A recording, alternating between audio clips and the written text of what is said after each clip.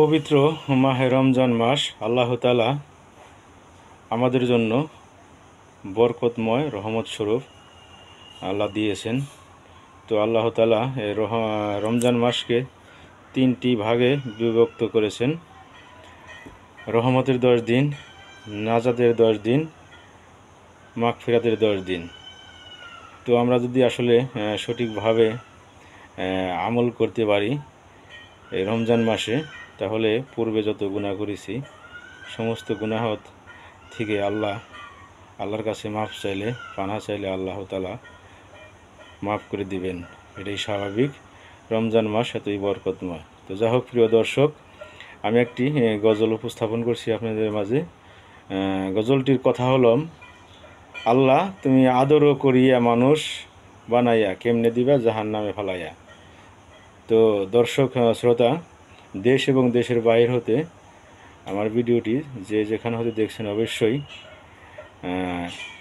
আমার ইয়াকুব খান পেজটি ফলো দিয়ে পাশে থাকার অনুরোধ রইল। সেই সাথে ভিডিওটি ভালো লাগলে অবশ্যই লাইক, কমেন্ট, শেয়ার করতে ভুলবেন না। পুরো ভিডিও দেখার এবং সাথে থাকার অনুরোধ রইল। শুরু করছি গজলটি। আদর করিয়া মানুষ আল্লাহ বানাইয়া, কেমনে দিবা জাহান্নামে ফেলিয়া, কেমনে দিবা জাহান্নামে ফেলিয়া। আদর করিয়া মানুষ আল্লাহ তুমি বানাইয়া, কেমনে দিবা জাহান্নামে ফেলিয়া। সকলেরই দরজা হইতে আল্লাহ ফিরিয়া, তোমারি রোজায় রইলাম পড়িয়া, তোমারি রোজায় রইলাম পড়িয়া।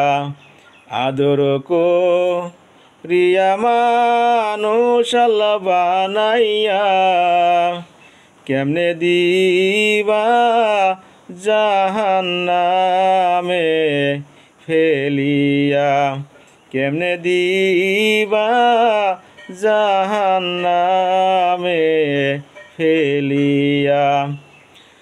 তুমি যদি মাফ না করো আল্লাহ বান্দারে, বলো তোমার বান্দা যাবে কার কাছে। তুমি যদি মাফ না করো আল্লাহ বান্দারে, বলো তোমার বান্দা যাবে কার কাছে। আদর করিয়া মানুষ আল্লাহ বানাইয়া, কেমনে দিবা জাহান্নামে ফেলিয়া। তোমার দয়া না পাই যদি আল্লাহ কবরে, বলো তোমার বান্দার কি উপায় হবে, বলো তোমার বান্দার কি উপায় হবে। আদর করিয়া মানুষ আল্লাহ তুমি বানাইয়া, কেমনে দিবা জাহান্নামে ফেলিয়া। তুমি যদি মাফ না করো আল্লাহ হাসরে, মাথার মগজ গলে পড়বে তাপেতে।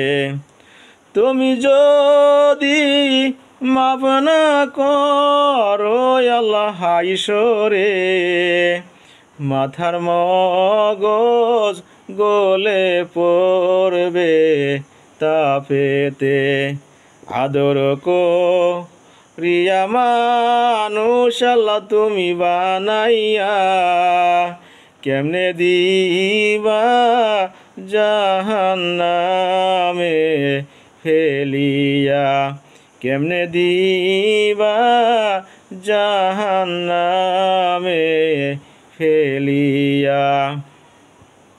আল্লাহ হাফেজ।